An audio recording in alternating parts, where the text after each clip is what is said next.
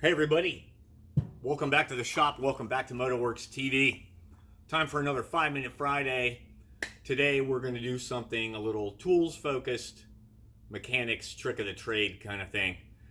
Um, if you stay in this sport long enough, sometimes it doesn't take long, eventually you're taken in by the elements of the vintage machine. And if that happens, when that happens is probably more accurate. Eventually, you're going to have to deal with, come to terms with carburation. Modern motorcycles are not quite universally, but very commonplace now. They're electronically fuel injected, and the dynamics of carburetors are a non issue there. So when that happens, we wanted to give you a couple of things today that help you to be well armed and a little bit better, well informed about dealing with carburetors. And we're not going to get make, model, and year specific here. We're going to give you some general stuff and then give you one really cool mechanics trick to go along with it. And these fundamentals are identical whether it's this cute little guy off a kid's dirt bike that it doesn't get much simpler than this, all the way across to early 80s rather complex Benko 4 carburetors off of a CD 900F, which we're in the middle of doing now.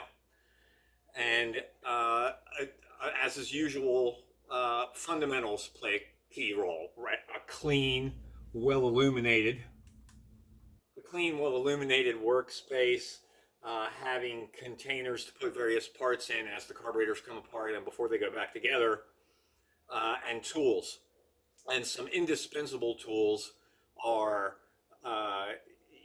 mechanics picks, that traditional 4-piece or 6-piece mechanics pick, but you want to check on eBay, Craigslist, or reach out to a friend or an acquaintance or a family member that maybe works in a dental office and see if you can get some cast off dental picks. These things come in handy for a lot of different workshop tasks, not just for doing carburetor work. So be a good idea to hunt down some dental picks. Chemicals are, carbon choke cleaner as an aerosol, and just like many other tasks that we do here at Motorworks, we go through this stuff by the case. Quick drying contact cleaner, in part because carbon choke cleaner is very aggressive and very caustic. So you want to have some contact cleaner to rinse that away after it's done its work. And again, of course, this chemicals, you want to glove up, wear your safety glasses, that kind of thing. Another thing that is wicked cool, specialized but not too expensive tool is this little guy from Randak's Cycle Shack. You can find him online. He's a bit of a gold-winged maniac. And this is a tool that is designed to press out a float bowl pivot pin. If I'm using some terminology that's new, completely foreign to you, you can look up online the fundamental component parts of a carburetor, and one of the things you're first going to learn about is the float, float needle and seat, and the pin that the float pivots on. And getting those pins out can be very, very tricky. And this is an indispensable tool if you're doing any kind of carburetor work. It comes in just wicked, wicked handy. And the one that's important on a number of levels, just like anything else mechanical, screwdrivers. You use a lot of different screwdrivers in mechanical work. So you have your super high quality, heirloom, well-made screwdrivers, and I'm kind of overemphasizing the integrity of that tool, and you'll see why in a minute. Japanese industrial standard, not Phillips, of course, and you want to check for precise fit in the screws that are holding float bowls on, holding caps on top of the body of the carburetor on a CV carburetor. And remember, of course, like any other fundamentals of disassembly, is break everybody loose before you remove anybody when you're taking hardware off. And the reason that we emphasize a little bit the importance of these screwdrivers that are indispensable is because any mechanic that does any amount of work on carburetors also keeps handy cheap screwdrivers. Screwdrivers that it's okay for him to make dramatic alterations to, him or her to make dramatic alterations to, in the interest of fit. And the reason that we want to talk about fit and that it's so important is because of this. Any carburetor, regardless of little kids,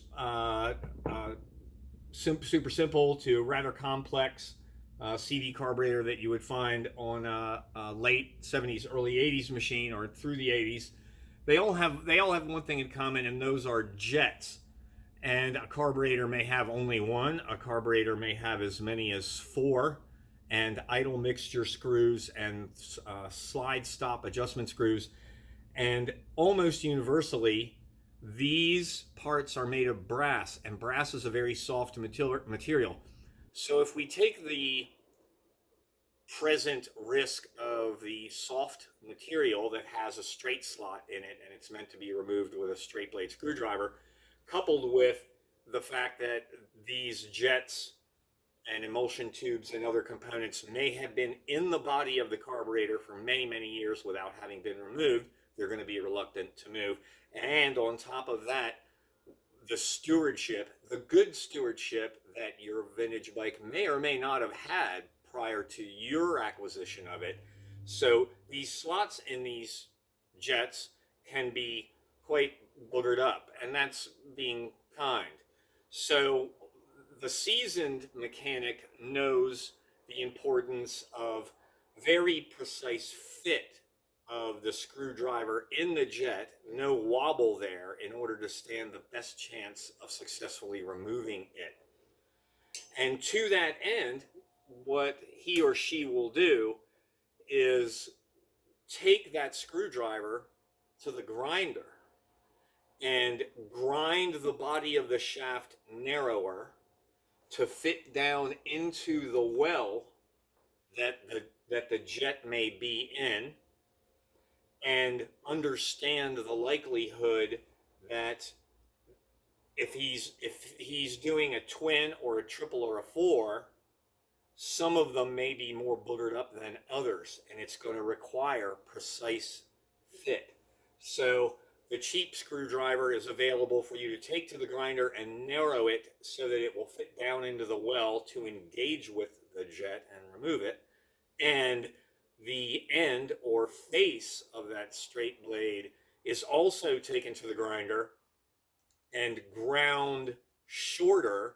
And because that blade, of course, is on a taper, as you grind it shorter, the blade becomes thicker. The part that engages with the jet becomes thicker.